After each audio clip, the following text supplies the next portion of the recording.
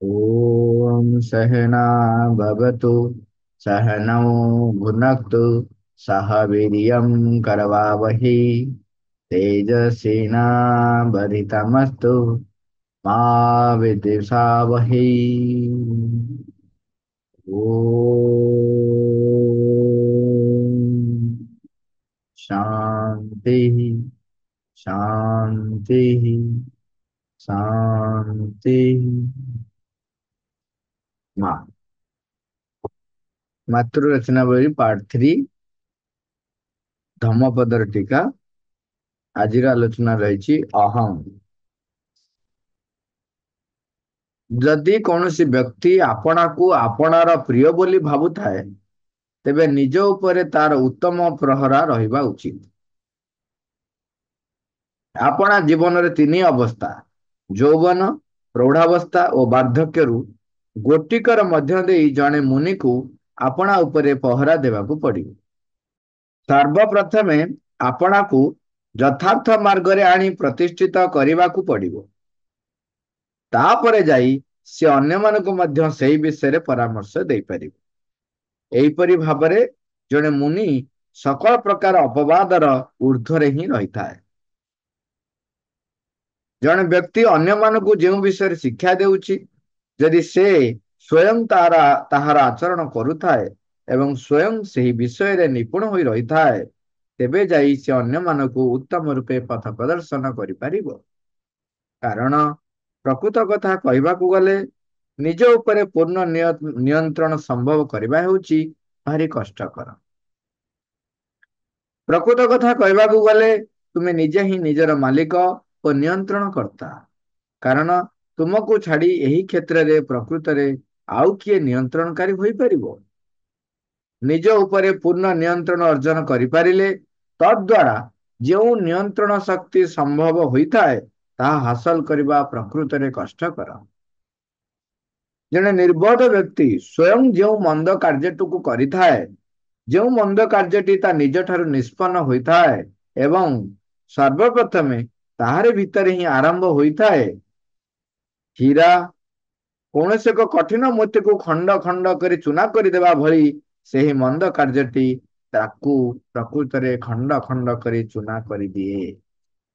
शाल गछ को आश्रय करी लता जेपरी माड़े ठीक सेहीपरि जी आपना मंद प्रकृतिर जाल भितरे फसी पड़ी रही थाए सी आपणार अनेक क्षति करी थाए। तार शत्रु तार जो क्षति करियो बोली इच्छा करी थाए से निजे ही निजर सही क्षति को करी थाए। निजर निजे क्षति घटाइबा और अनर्थ करबा बड़ सहज सत मात्र जहा भल और लाभदायक ताहा करि परिबा प्रकृत रे केड़े कष्टकर। आपणार अविवेचित मत गुड़िक सकाशे जो निर्बोध व्यक्ति प्रवीण मानकर शिक्षा गुड़िक वर्जन करे उदार तथा न्यायपरायण व्यक्ति मानकर शिक्षा को प्रत्याख्यान करे सी तार आपणार विनाश को ही स्वयं डाकी नहीं आसे। बाउंश गचर फल जेपरी बाउंश गछ को मारी दिए ठीक सेहीपरि मंद कार्य करुथिबा जने व्यक्ति आपणार ही क्षति करिथाए। मंद को एड़िबा द्वारा मनुष्य आपना को शुद्ध रखिबार समर्थ हुए। तेणु शुद्धता और अशुद्धता दुईटी जाक आम निज उपर ही निर्भर करुछि। जने व्यक्ति आउ जने व्यक्ति को कदापि शुद्ध कर दे पारिबो नाही। जेउथिरे आपणार सर्वोच्च हित हेबो सी जेडे बड़ होइता पछके आउ जनकर अनुगमन करिबो बोली केही जेपरी सेहिति प्रति कौनसी अवहेला न खाए ता आपण आचरणर सर्वोत्तम मार्गटी को परिष्कार भाव जानी से कदापि से विच्युत हो ना। अहंग विषय को लेकर जो चर्चा गुड़िक प्रायतः अहंकार बा अहंग जो परिप्रकाश को लेकिन चर्चा है। जने अहंग बा अहंकार ग्रस्त ये अहंग विषय नहीं जे अहंकार कथा प्राय रही जने अहंकार ग्रस्त जिते हुए से कौन कौन हुए से कथा गोटे गोटे टीकार कही चलती। प्रथमे कहले तुमको नियंत्रण करिया पड़े जदि नियंत्रण न करुच ताले कौन होछि ना आरंभ कले हीरा जेपरी कठिन जे कौन कठिन मोती को खंड खंड कर चुना कर दिए से भली जे अहंपूर्ण व्यक्ति हेतिबो तेबे से ତା ଦ୍ୱାରା ଖଣ୍ଡ ଖଣ୍ଡ ହେଇଯାଏ। ଏବଂ ଶତ୍ରୁ ଯେତିକି କ୍ଷତି ନ କରେ, ସେ ନିଜେ ନିଜର ମନ୍ଦ ପ୍ରକୃତିର ଜାଲ ଭିତରେ ପଡି ରହିକି ନିଜେ ନିଜର ଅଧିକ କ୍ଷତି କରିଥାଏ। ତେଣୁ ଯିଏ ଅହଂଗ୍ରସ୍ତ ହୋଇଥାଏ, ଅହଙ୍କାର ଦ୍ଵାରା କବଳିତ ହୋଇ ରହିଥାଏ, ସିଏ ନିଜର ଅଧିକ କ୍ଷତି କରିଥାଏ ବୋଲି କହୁଛନ୍ତି। ତେଣୁ ତାପରେ କହୁଛନ୍ତି ସେମାନେ ଅହଂଗ୍ରସ୍ତ ହୁଅନ୍ତି ବା ଅହଙ୍କାର ଗ୍ରସ୍ତ ହୁଅନ୍ତି ଯୋଉମାନେ ପ୍ରବୀଣ ମାନଙ୍କର ଶିକ୍ଷାକୁ ବର୍ଜନ କରନ୍ତି, ନ୍ୟାୟପରାୟଣ ବ୍ୟକ୍ତିଙ୍କର ଶିକ୍ଷାକୁ ପ୍ରତ୍ୟାଖ୍ୟାନ କରନ୍ତି। ତାମାନେ ସାଧାରଣତଃ କଣ ହୁଏ, ଯେତେବେଳେ ଜଣେ ଅହଙ୍କାର ଗ୍ରସ୍ତ ହୁଏ ବା ଅହଙ୍କାରରେ ପୀଡିତ ହେଇଯାଇଥାଏ, ସେତେବେଳେ ତାକୁ ଯେତେ ତାର ମଙ୍ଗଳଦାୟକ ଉପଦେଶ ହଉ, ମଙ୍ଗଳଦାୟକ କଥା ହଉ, ମଙ୍ଗଳଦାୟକ ପରିସ୍ଥିତି ହଉ, ସବୁକୁ ସେ ପ୍ରତ୍ୟାଖ୍ୟାନ କରେ ଏବଂ ନିଜେ ଅଧିକରୁ ଅଧିକ ଗାତ ଭିତରେ ପଡି ପଡି ଚାଲେ। ଆଉ ତାପରେ ସେ ବାରମ୍ବାର ଏଠି କହୁଛନ୍ତି, ଜଣେ ବ୍ୟକ୍ତି ପାଖରେ ନିଜର ସାମର୍ଥ୍ୟ ରହିଛି, ସିଏ ନିଜକୁ ଶୁଦ୍ଧ କରିପାରିବ, ନଚେତ୍ ନିଜେ ହିଁ ଅଶୁଦ୍ଧତାର କାରଣ ହବ। କେହି କାହାରିକୁ ଶୁଦ୍ଧ କରିପାରିବେ ନାହିଁ। ତେଣୁ ନିଜ ପ୍ରତି ଆଉ ଅବହେଳା ନ ଦେଖେଇ ନିଜର ସର୍ବୋଚ୍ଚ ହିତ କରିବା ଉଚିତ। ସର୍ବୋତ୍ତମ ମାର୍ଗଟିକୁ ପରିଷ୍କାର ଭାବରେ ସେ ନିଜେ ସଜାଡିବା ଉଚିତ ଏବଂ ସେଇ ଅନୁସାରେ ନିଜ ଉପରେ ନିୟନ୍ତ୍ରଣ ହାସଲ କରିବା ଉଚିତ। ମା କଣ ବର୍ଣ୍ଣନା କରୁଛନ୍ତି? ମା କହୁଛନ୍ତି, ଏଠାରେ ଅହଂ ଅପେକ୍ଷା ଅହଙ୍କାର ବିଷୟରେ ହିଁ ଅଧିକ ଚର୍ଚ୍ଚା ହୋଇଥିଲା ପରି ମନେ ହେଉଛି। ଅହଙ୍କାରର ସଂଶୋଧନ କରିପାରିବା ହେଉଛି ଅପେକ୍ଷାକୃତ ଅଧିକ ସହଜ। କାରଣ ଅହଙ୍କାର କହିଲେ ଯିଏ କଣ ବୁଝାଏ, ସେ କଥା ପ୍ରତ୍ୟେକ ବ୍ୟକ୍ତି ଜାଣିଛନ୍ତି। ଯଦି ଜଣେ ବ୍ୟକ୍ତି ସେଇ କଥାଟିକୁ ପ୍ରକୃତରେ ଇଚ୍ଛା କରୁଥାଏ, ଏଇଟା ହଉଛି ସବୁଠାରୁ ବଡ କଥାଟି। ଜଣେ ଯଦି ଇଚ୍ଛା ନ କରିଛି, ତେବେ ସେ ପରିବର୍ତ୍ତନ ହବ କେମିତି? ଏଠି ଇଚ୍ଛା କରିବା କଥାରେ ଯେତେବେଳେ ଦେଖିବେ, ଇଚ୍ଛା କରିବା କଥା ହଉଛି ସେ ଜାଣିଥିବ ଯେ ମୁଁ ଭୁଲ କରୁଛି ଏବଂ ସିଏ କହିବ ହଁ ମୁଁ ସଂଶୋଧିତ ହବା ପାଇଁ ଚାହେଁ। ଯଦି ଜଣେ ସଂଶୋଧିତ ହବାକୁ ଚାହୁଁନାହିଁ, ଜଣେ ଯଦି ଜାଣୁନାହିଁ ଯେ ସେ ଯାହା କରୁଛି ସେଟା ଠିକ କି ଭୁଲ, ସେ ତାକୁ ଠିକ ବୋଲି ହିଁ ସମର୍ଥନ କରୁଛି, ସେ ପର୍ଯ୍ୟନ୍ତ ତାର ଇଚ୍ଛା କେବେ ହବ ନାହିଁ ନିଜକୁ ପରିବର୍ତ୍ତନ କରିବା ପାଇଁ।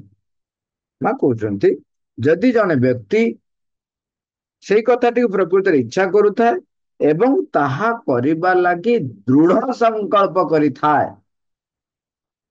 ତେବେ ତାହାକୁ ଭାରି ସହଜରେ ଆବିଷ୍କାର କରାଯାଇ ପାରିବ ଏବଂ ଭାରି ସହଜରେ ତାର ସଂଶୋଧନ ବି କରାଯାଇ ପାରିବ। ଦୁଇଟି କଣ୍ଡିସନ, ପ୍ରଥମେ କହିଲେ ଜଣେ ଇଚ୍ଛା କରିବ, ଦ୍ୱିତୀୟରେ କହିଲେ ଦୃଢ ସଂକଳ୍ପ ଯଦି କଲା, ତାହେଲେ ସେ ତାର ଅହଙ୍କାରକୁ ଚିହ୍ନି ପାରିବ ଏବଂ ତାକୁ ସଂଶୋଧନ କରିପାରିବ। ପ୍ରାୟତଃ ବ୍ୟକ୍ତି ଅହଂ ଦ୍ଵାରା ପରିଚାଳିତ ହେଇ ଅହଙ୍କାର ଗ୍ରସ୍ତ ଯେତେବେଳେ ଯାଏ, ସେତେବେଳେ ସେ ଇଚ୍ଛା କରେ ନାହିଁ ଏବଂ ନିଜକୁ ସଂଶୋଧିତ କରିବାକୁ ଚାହେଁ। ଏବଂ ଆହୁରି ଗୋଟେ ମଜା କଥା ହଉଛି, ଆମ ଚତୁଃପାର୍ଶ୍ୱରେ ବ୍ୟକ୍ତି ଆମକୁ ଶୁଦ୍ଧ କରିପାରିବେ ନାହିଁ, କିନ୍ତୁ ତାଙ୍କର କ୍ରିୟାକଳାପ ଆମକୁ ଅଶୁଦ୍ଧ କରିବାରେ ସାହାଯ୍ୟ କରେ।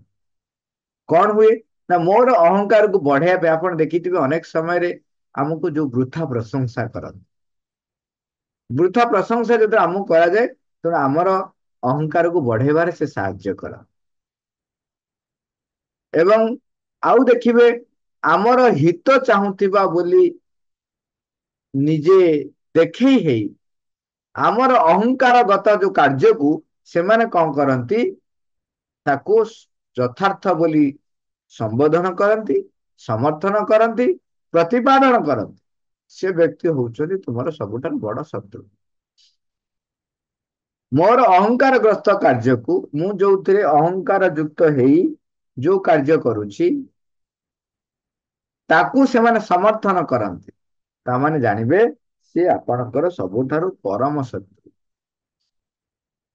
ଏବଂ କେତେଟା ଜାଗାରେ ଦେଖିବେ, ଯେତେବେଳେ କୋଉଠି ଗୋଟେ ଗୋଷ୍ଠୀ ଏକାଠି ହେଇଛନ୍ତି, ସେତେବେଳେ ସାଧାରଣତଃ ଯୋଉମାନେ ନିଜର କ୍ଷମତା ପଦମର୍ଯ୍ୟାଦା ବଜାୟ ରଖିବାକୁ ଚାହାନ୍ତି, ତାମାନେ ସେମାନେ ଅହଂଗ୍ରସ୍ତ ହେଇଛନ୍ତି।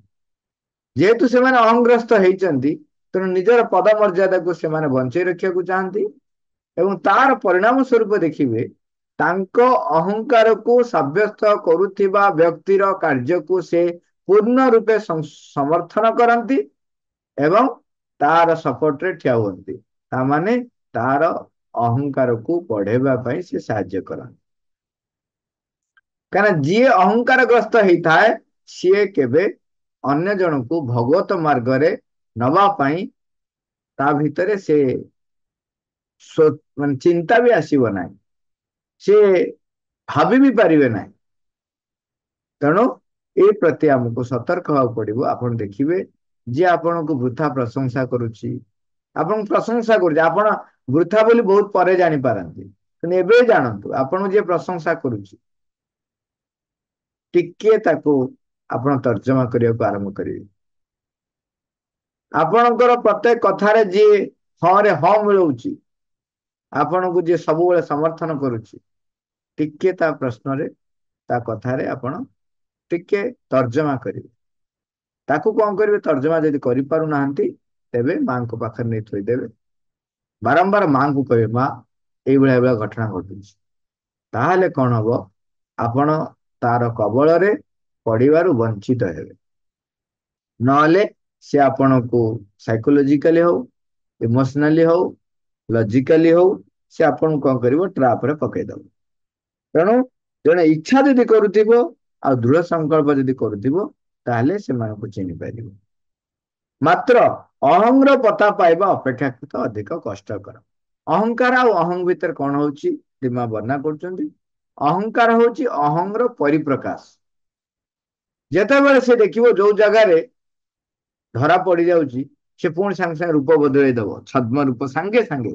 ଏତେ ସୁନ୍ଦର ଭାବରେ ଭଗବାନଙ୍କ କଥା, ଧର୍ମର କଥା, ତୁମର ମଙ୍ଗଳ, ତୁମରି ମଙ୍ଗଳ କଥା ଏତେ ସୁନ୍ଦର ଭାବରେ ସେ ବର୍ଣ୍ଣନା କରିବ ଯେ ଆପଣ ଜାଣିପାରିବେ ନାହିଁ। ତେଣୁ ଅହଂକୁ ଚିହ୍ନିବା ଭାରି କଷ୍ଟ। ମହାଲକ୍ଷ୍ମୀ ଅହଂର ପତା ପାଇବା ଭାରି କଷ୍ଟ। ଅହଂ କହିଲେ ଯେ ପ୍ରକୃତିରେ କଣ ବୁଝାଏ, ତାହା ହୃଦୟଙ୍ଗମ କରିପାରିବାକୁ ହେଲେ ବସ୍ତୁତଃ ତା ଭିତରୁ ପୂର୍ବରୁ ହିଁ ଆପଣଙ୍କୁ ବାହାର କରି ଆଣିବାକୁ ପଡିଥାଏ। ତା ଭିତରୁ ଯଦି ନ ବାହାରି ଯାଇଛ, ତେବେ ଅହଂକୁ ଚିହ୍ନିବା ଏତେ ସହଜ ନୁହେଁ। ତା ଭିତରେ ପଶିଥିଲ କେମିତି?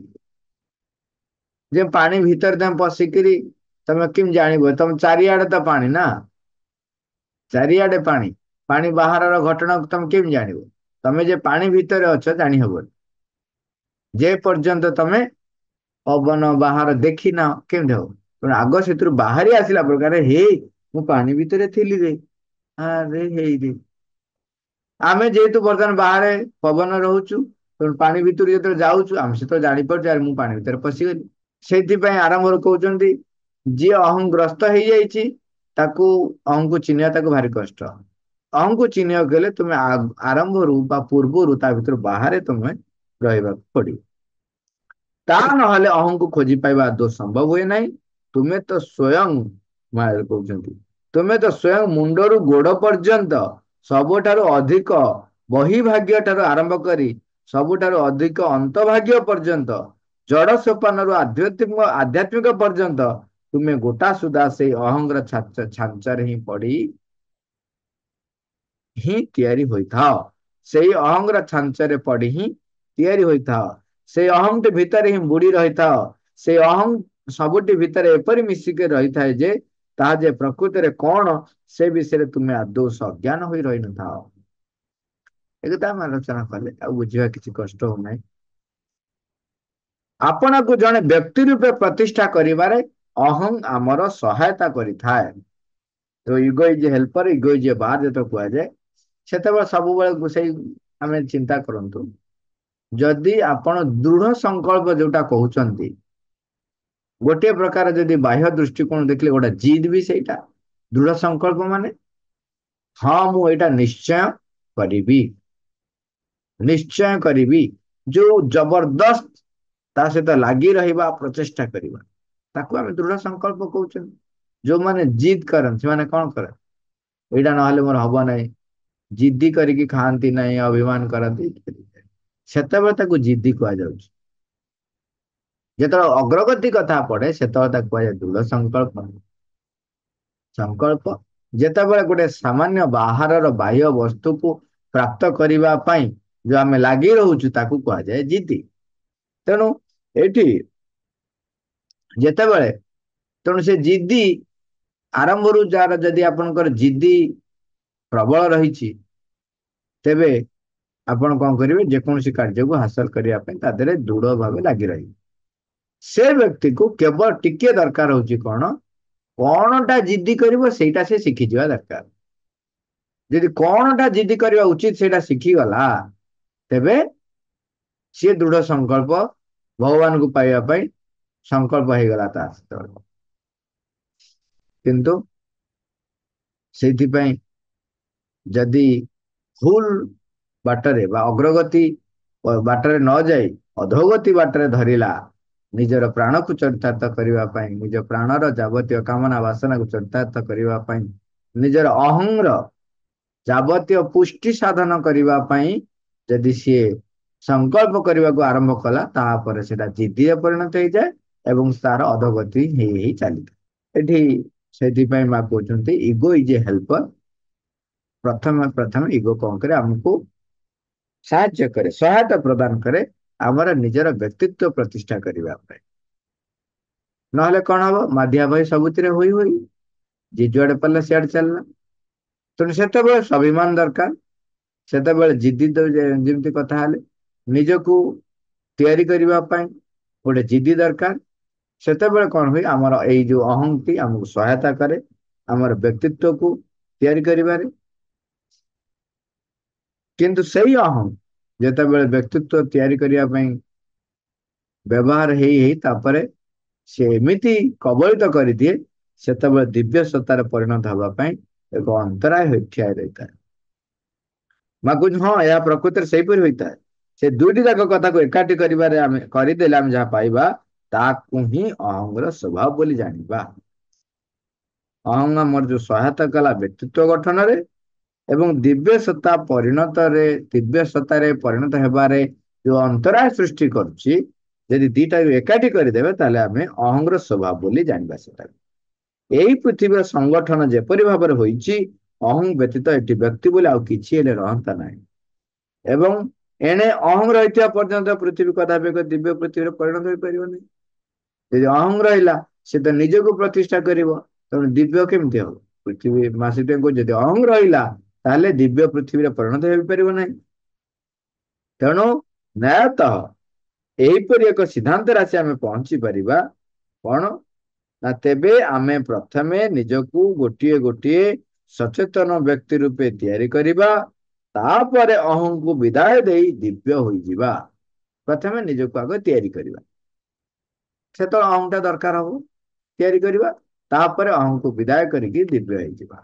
ମାତ୍ର ଏଥିରେ କେବଳ ଏତିକି କଥା ରହିଛି ଯେ ଯେତେବେଳେ ଆମେ ଗୋଟିଏ ଗୋଟିଏ ସଚେତନ ବ୍ୟକ୍ତିରେ ପରିଣତ ହୋଇଯିବା, ସେତେବେଳେ ଆପଣାର ଅହଂଟିକୁ ନେଇ ବଞ୍ଚିବାରେ ଆମେ ଏତେ ଦୂର ଅଭ୍ୟସ୍ତ ହୋଇଯିବା ଯେ ସେତେବେଳେ ସେଇଟିକୁ ଆଉ ଅଲଗା କରି ଦେଖିବା ଲାଗି ଆମର କୌଣସି ବିବେକ ରହିବ ନାହିଁ ଏବଂ ସେଇଟି ଯେ ପ୍ରକୃତିରେ ଆମ ଭିତରେ ରହିଛି ସେଇ କଥାଟି ବିଷୟରେ ସଜ୍ଞାନ ହେବା ଲାଗି ମଧ୍ୟ ଅନେକ ଶ୍ରମ ଦରକାର ହେବ। ସେଇଥିପାଇଁ ଏଇଟା ଗୋଟେ ଭାରି କଷ୍ଟକର ବ୍ୟାପାର। ଆଉ ଅଧିକ ସେଥିପାଇଁ ସାହାଯ୍ୟ କରିବ କୋଉଟା, ଆମର ସମର୍ପଣ, ଭାବ ମାଙ୍କ ପ୍ରତି ରଖିବା, ନାମ ଜପ। ଏଇ ଦୁଇଟି ଆମକୁ ଏକ ଅବ୍ୟର୍ଥ ଔଷଧ ଭଳିଆ ଆମକୁ ଆମର ଅହଂକୁ ଅଧିକରୁ ଅଧିକ ଚରିତାର୍ଥ କରିବା ପାଇଁ ସୁଯୋଗ ଦବ ନାହିଁ। ସେ କଣ କରିବ, ନିଜକୁ ପ୍ରତିଷ୍ଠିତ କରିବାକୁ ଚେଷ୍ଟା କରୁଛି ନା। ଯେତେବେଳେ ସମର୍ପଣ ହେଇଯିବେ, ସମର୍ପଣ କରିବାର ଏକ ଭାବ ସବୁବେଳେ ରହିଯିବ, ତାହେଲେ ଅହଂ ଉପରେ ମାଡ ବସିବ, ଖାଲି ବାରମ୍ବାର ମାଡ ବସୁଥିବ। କାହିଁକିନା ଅହଂ କେବେ କାହା ଆଗରେ ମୁଣ୍ଡ ନୁଆଇବାକୁ ଚାହେଁ ନାହିଁ। ଯେତେବେଳେ ମୁଣ୍ଡ ନୁଆଇବାକୁ ଚାହେଁ ନାହିଁ, ସେତେବେଳେ ଅହଂ ନିଜକୁ ଜାଣିବେ ଚରମ ସୀମାରେ ଅଛି। ମୁଁ ପୁଣି କହିବି, ମୁଁ ପୁଣି ତାକୁ କହିବି, ଇଏ ହଉଛି ଅହଂର ଚରମ ସୀମାରେ ଅଛି। ତେଣୁ ଯେତେବେଳେ ସମର୍ପଣ କଥା ଆସିବ, ସେତେବେଳେ ଆପଣ ଦେଖିବେ ଅହଂ ଉପରେ ଗୋଟେ ପ୍ରହାର ହବ। ଅହଂ କଣ କରେ, ଆମକୁ ସବୁବେଳେ ଅନ୍ୟମାନଙ୍କ ପାଖରୁ ଅଲଗା କରି ରଖେ। ମୁଁ ସ୍ୱତନ୍ତ୍ର, ଏଇ ଜିନିଷଟି ସିଏ ତିଆରି କରେ। ଅନ୍ୟ ମା କହୁଛି ଅନ୍ୟ ପକ୍ଷରେ ଅହଙ୍କାର କଣ, ସେ କଥା ପ୍ରତ୍ୟେକ ଲୋକ ଜାଣିଛନ୍ତି। ଯେତେବେଳେ ତୁମେ ସବୁ କିଛିକୁ କେବଳ ନିଜ ଆଡକୁ ହିଁ ଟାଣି ନେଉଥାଅ, ଦେଖନ୍ତୁ କେତେ ସହଜ ଭାବରେ ମା କହୁଛନ୍ତି, ତଥାପି ଆମେ ଚିହ୍ନୁ ନାହୁଁ, ଜାଣୁନାହୁଁ ଏବଂ ସେ ଅଙ୍ଗ ଭିତରେ ତଥାପି ପଡି ରହିବାକୁ ଆମକୁ ଭାରି ଭଲ ଲାଗୁଛି। ମା ତା ପୂର୍ବରୁ ଆମେ ଅନେକ ଥର ମା କହନ୍ତିନି ଲୋକ ଆକୁ ଭଲ ପାଆନ୍ତି। ସତରେ ଆପଣ ଦେଖୁନାହାନ୍ତି, ଲୋକ ଅହଙ୍କାର ଗ୍ରସ୍ତ ହବା ପାଇଁ ଭାରି ଭଲ ପାଆନ୍ତି। ନୈର୍ବତ୍ତିକ ହବା ପାଇଁ ତାଙ୍କୁ ପସନ୍ଦ ଲାଗେ। ଏଇ ୟା ପୂର୍ବରୁ ଆପଣ ଦେଖିବେ ରାଜନୀତି କ୍ଷେତ୍ରରେ ଯେତେବେଳେ ଧର୍ମର କଥା ଉଠେ ସେତେବେଳେ ହିନ୍ଦୁ ଧର୍ମରେ ଯୋଉଟା ଆମର ସନାତନ ଧର୍ମ ତାର ଏତେ ମାନେ ପ୍ରାବଲ୍ୟ ଆଉ ଏତେ ଯେମିତି କହନ୍ତି ନା ସ୍वर्ଗୀୟ, କିନ୍ତୁ ଏଇ ଅହଂକୁ ପ୍ରତିଷ୍ଠା କରିବାକୁ ଯାଇ ଯୋଉ ବ୍ୟକ୍ତି ମାନେ ଆରମ୍ଭ କରିଦେଲେ ଛୁଆଁ ଅଛୁଆଁ ଭାବ, ଉଚ୍ଚ ନିଚ ଭାବ ଆରମ୍ଭ କରିଦେଲେ, ସେଉଠୁ ତାର ପତନ ଷ୍ଟାର୍ଟ ହେଇଗଲା। ତେଣୁ କଣ ହେଲା, ତାର ସୁଯୋଗ ନେଲେ ଅନ୍ୟମାନେ। ଆପଣ ଦେଖିବେ ହିନ୍ଦୁ ଧର୍ମ ସନାତନ ଧର୍ମରେ ମୋଗଲ ମାନେ ଆସିଲେ, ଆଟାକ କଲେ ଏବଂ ଅ, ଚେଷ୍ଟା କଲେ ପରିବର୍ତ୍ତନ କରିବା ପାଇଁ ଜବରଦସ୍ତ, ମାନେ ହିନ୍ଦୁର ସନାତନ ଧର୍ମର ଆମ ହିନ୍ଦୁ ଧର୍ମର ଝିଅ ମାନଙ୍କୁ ବିବାହ କରି କନଭର୍ଟ କରିବାକୁ ଚେଷ୍ଟା କଲେ। ବିବାହ କରି ସାରିଲା ପରେ ମଧ୍ୟ ନାରୀ ମାନେ ନିଜର ଧାର୍ମିକ ଯୋଉ ଭାବନା, ଆମର ଯୋଉଟା ଧାର୍ମିକ ଭାବନା ଆଧ୍ୟାତ୍ମିକ ଭାବନା ସେତେବେଳେ ଥିଲା, ଏବେ ଯୋଉଟା ଧର୍ମ କୁହାହଉଛି ସେ ଭାବନାକୁ ସେମାନେ ଛାଡି ନାହାନ୍ତି।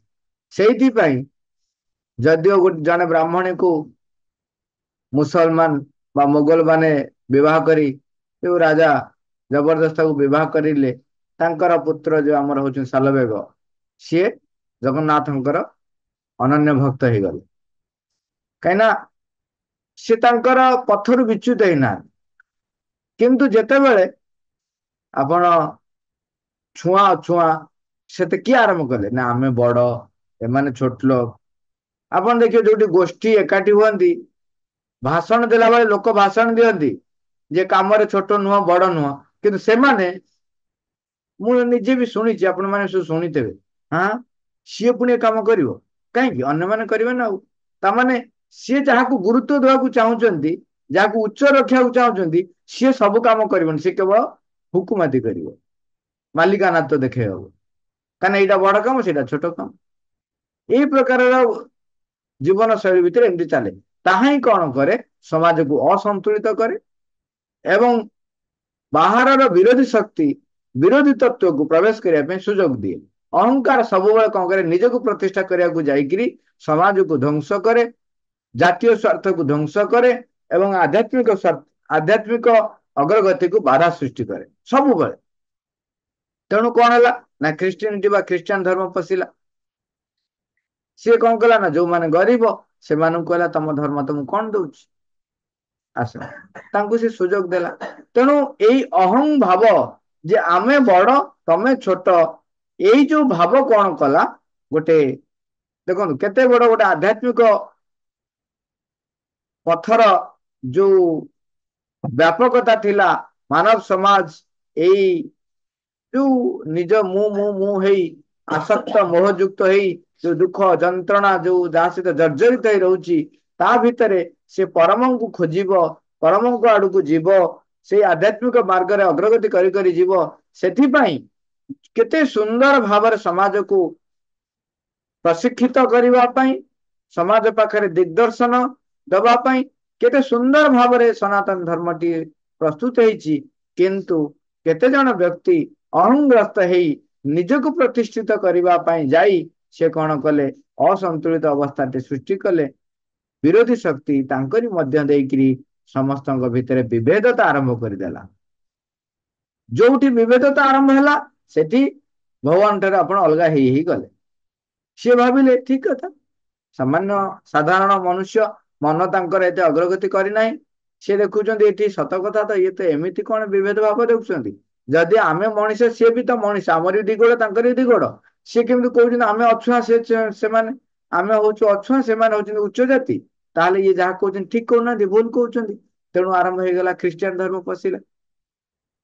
ଏବଂ ତାପରେ ଆପଣ ଦେଖିବେ, ଠିକ ଅଛି ମୋଗଲ ମାନେ ଅନ୍ୟ ଧର୍ମରେ ଆସି ଆମର ସନାତନ ଧର୍ମର ଦେବା ଦେବୀ ମାନଙ୍କୁ ଅପମାନିତ କଲେ ଏବଂ ମନ୍ଦିରରୁ ମୂର୍ତ୍ତି ଚୋରି କଲେ। ସେତେବେଳେ ତେଣୁ ଅନ୍ୟ ଧର୍ମର ବ୍ୟକ୍ତିଙ୍କୁ ମନ୍ଦିର ଭିତରେ ପ୍ରବେଶ କରିବାକୁ ମନା କରାଗଲା, କାରଣ ସୁରକ୍ଷାଗତ ଦୃଷ୍ଟିକୋଣ। ତମେ କଣ କଲ, ତାକୁ ଗୋଟେ ଯେମିତି ଷ୍ଟାମ୍ପ ବାଡେଇ ଦେଲ। ତାପରେ କଣ ହେଲା ନା ଏମିତି ଭାବରେ ସେଇ ଯୋଉ ଜଡ ଭଳିଆ ତାକୁ ଜାବୁଡିକି ଧରିଦେଲେ, ସେ କହିଲେ ଭଗବାନ ହଉଛି ଆମର କେବଳ, ଆଉ କାହାର ନୁହେଁ। ତେଣୁ ପରିଣାମ କଣ ହେଲା? ତମକୁ ଜଣେ ଆକ୍ଷେପ କରିବାକୁ ଆରମ୍ଭ କଲା ଯେ ତମେ କେମିତି ସନାତନ ହେଲ? ସନାତନ କେବେ ପାର୍ଥକ୍ୟ ବୋଧ କରେ ନାହିଁ, କାହିଁକିନା ଚିର ଶାଶ୍ୱତ ସେ ନା। ମୂଳତଃ ହିନ୍ଦୁ ଧର୍ମ ହଉଛି ସନାତନ ଧର୍ମ, ଯାହା ବି ଯିଏକି ସମସ୍ତଙ୍କୁ ଆପଣେଇଛି। କିନ୍ତୁ କେତେ ଜଣ ମୁଷ୍ଟିମୟ ବ୍ୟକ୍ତି ଯେପରି ଅହଂକୁ ପ୍ରତିଷ୍ଠିତ କରିବାକୁ ଯାଇ ସବୁ ଜିନିଷକୁ ଅସନ୍ତୁଳିତ କରି ରଖିଛନ୍ତି, ସେଇଭଳି ଭାବେ ଗୋଷ୍ଠୀଗତ ଜୀବନରେ, ସମାଜରେ, ସାମାଜିକ ଜୀବନରେ ଯୋଉ ଯୋଉ ବ୍ୟକ୍ତି ମାନେ ନିଜକୁ ପ୍ରତିଷ୍ଠା କରିବାକୁ ଯାଇ ବା ଅହଂକୁ ପ୍ରତିଷ୍ଠା କରିବାକୁ ଯାଆନ୍ତି, ସେମାନେ କଣ କରନ୍ତି? ଆପଣ ଦାନ ଧର୍ମ କରିବା ହଉ, ନିଜକୁ ଦେଖେଇବା ପାଇଁ ଅନ୍ୟମାନଙ୍କୁ ସାହାଯ୍ୟ କରିବା ହଉ, ନିଜକୁ ପ୍ରତିଷ୍ଠିତ କରିବା ପାଇଁ ଯାଇ ଅନ୍ୟମାନଙ୍କୁ ଦୟା ଦେଖେଇବା ହଉ, ଏଇ ଯୋଉ ଗୁଣ ଗୁଡିକ ଯୋଉ ପ୍ରକାଶ କରନ୍ତି, ସେଗୁଡାକ ହଉଛି ଅହଂର ଏକ ଛଦ୍ମ ରୂପ। ତାଙ୍କ ଭିତରେ କେତେ ଜଣ ବି ଯୋଉମାନେ ଉଚ୍ଚତର ଚେତନାରେ ଥାଆନ୍ତି, ସେମାନେ କାହାକୁ ବି ସାହାଯ୍ୟ କରନ୍ତି, କିନ୍ତୁ ସେମାନେ ସେଇ ସାହାଯ୍ୟର ବାହାବା ନିଅନ୍ତିନି, ପ୍ରଶଂସା ନିଅନ୍ତିନି। ଏବଂ ସିଏ ସମସ୍ତଙ୍କୁ ସାହାଯ୍ୟ ନ କରି ପାରନ୍ତି, ତାଙ୍କ ଭିତରେ ପ୍ରେରଣା ଆସିବ, ସାହାଯ୍ୟ କରନ୍ତି। ତାକୁ ଏଇ ଅହଂକାରୀ ବ୍ୟକ୍ତି କଣ କଲେ? ତାକୁ ନୂଆ ନାଁ ଦେଇଦେଲେ କଣ? ତାଙ୍କୁ ଯିଏ ସପୋର୍ଟ କଲା ତାକୁ ସାହାଯ୍ୟ କଲେ ଏବଂ କହିଲେ ଏଇଟା ପ୍ରେରଣା, ଅନ୍ତର ପ୍ରେରଣାରୁ ମୁଁ ସାହାଯ୍ୟ କରୁଛି। ଦେଖନ୍ତୁ, ସବୁ ଜିନିଷକୁ ଦୁଇ ପଟ କରିବା ସହଜ। ତେଣୁ ଏ ଟୀକାର ଆରମ୍ଭରୁ କହୁଛନ୍ତି ଯେ ଅଶୁଦ୍ଧତା ଆଉ ଶୁଦ୍ଧତା ଜଣେ ବ୍ୟକ୍ତି ଭିତରେ ନିଜେ ହିଁ ଥାଏ। ସିଏ ଚାହିଁଲେ ଅଶୁଦ୍ଧ ହବ, ସିଏ ଚାହିଁଲେ ଶୁଦ୍ଧ ହବ। ତେଣୁ ଅହଂକୁ ଚିହ୍ନିବା ଏବଂ ଅହଂକୁ ଯୋଉ ପ୍ରତିଷ୍ଠା କରିବା ପାଇଁ ଅହଂକାର ଯୋଉ ସାହାଯ୍ୟ ନଉଛି, ଅହଂକାରର ସାହାଯ୍ୟ ନଉଛି, ତା କବଳରୁ ମୁକୁଳିବା ପାଇଁ ଆମକୁ ବାଟ ନିଜେ ହିଁ କାଟିବାକୁ ପଡିବ। ଏବଂ ସେଥିପାଇଁ ପ୍ରଥମ ବାଟ ହେଲା ନିଜେ ଇଚ୍ଛା କରିବା, ଦ୍ୱିତୀୟରେ ହେଲା ଦୃଢ ସଂକଳ୍ପ କରିବା। ଏତିକି ହେଲେ କଣ ହବ? ଆମ ଭିତରେ ଅହଂର ଯୋଉ ପ୍ରଭାବ ରହିଛି ତା ଉପରେ ମାଡ ହବ। ମାଡ ହେଲେ କଣ ହବ? ଆମ ଭିତରେ ଗ୍ରହଣଶୀଳତା ବଢିବ। ଗ୍ରହଣଶୀଳତା ବଢିଲେ କଣ ହବ? ନା ମାଙ୍କର କୃପା ମୋ ଭିତରେ କାର୍ଯ୍ୟ କରିବା ପାଇଁ ଜାଗା ପାଇବ, ସ୍ଥାନ ପାଇବ। ନହେଲେ ମାଙ୍କ କୃପା ଚାରିଆଡେ ବର୍ଷୁଛି, ମୋ ଉପରେ ବି ବର୍ଷୁଛି, ସୁଯୋଗ ପାଉନାହିଁ, ଜାଗା ପାଉନି କାମ କରିବା ପାଇଁ। ତେଣୁ ସମର୍ପଣ ଏବଂ ନାମଜପ, ଇଏ ହଉଛି ତାପର ପଦକ୍ଷେପ ଦୁଇଟି। ଇଚ୍ଛା କରିବା, ଚାହିଁବା, ଯୋଉଟା କୁହାହଉଛି ଦୃଢ ସଂକଳ୍ପ କରିବା, ତାପରେ ସମର୍ପଣ କରିବା, ନାମଜପ କରିବା। ଏ ଦୁଇଟି ଏକ ଅମୋଘ ଅସ୍ତ୍ର ଭଳିଆ କାର୍ଯ୍ୟ କରିବ ଆମକୁ ଅହଂକୁ ଚିହ୍ନିବାରେ। ଚିହ୍ନିଲା ପରେ ତାପରେ ତାକୁ ସମର୍ଥନ କେବେ ବି କରିବ ନାହିଁ। ଏଇଟା ଗୋଟେ ବଡ ମାନେ ବହୁତ ସାହସ ଦରକାର, ନିଜର ଅହଂକୁ ସମର୍ଥନ ନ କରିବା। ବହୁତ ସାହସ ଦରକାର। ନହେଲେ ବ୍ୟକ୍ତି ତ ଜବରଦସ୍ତ ଗୋଡେଇ ଗୋଡେଇକିରି କହନ୍ତି ମୁଁ ବଡ, ମୁଁ ବଡ, ମୁଁ ବଡ। ସେ କୁହନ୍ତୁ, ପାଟିରେ କୁହନ୍ତୁ, ଆମେ ପାଟିରେ କହିବା କଥା କୁହନ୍ତୁ, ସାବ୍ୟସ୍ତ କରନ୍ତୁ। ସେମାନଙ୍କ କଥା ଏଠି କୁହାଯାଉ, ଯିଏ ଇଚ୍ଛା କରିବ, ଯିଏ ଚାହିଁବ, ତାଙ୍କ କଥା କୁହାଯାଉଛି। ତେଣୁ ଆମେ ଆରମ୍ଭରୁ ତ ଅହଂ ଆମ ଭିତରେ ରହିଛି, କିନ୍ତୁ ଆମେ ଏଇ ପ୍ରକାରର ଇଚ୍ଛା ପୋଷଣ କରିବା, ଦୃଢ ସଂକଳ୍ପ କରିବା, ମାଙ୍କ ପାଖରେ ସମର୍ପଣ କରିବା, ମାଙ୍କ ନାମ ଜପ କରିବା, ତା କବଳରୁ ମୁକ୍ତ ହବା ପାଇଁ। ମା, ଏଇଟା ଆହୁରି ଅଛି, ପୁଣି ଆଲୋଚନା କରିବା। ମା, ଥ୍ୟାଙ୍କ ୟୁ ଅଲ୍। ବରାବର।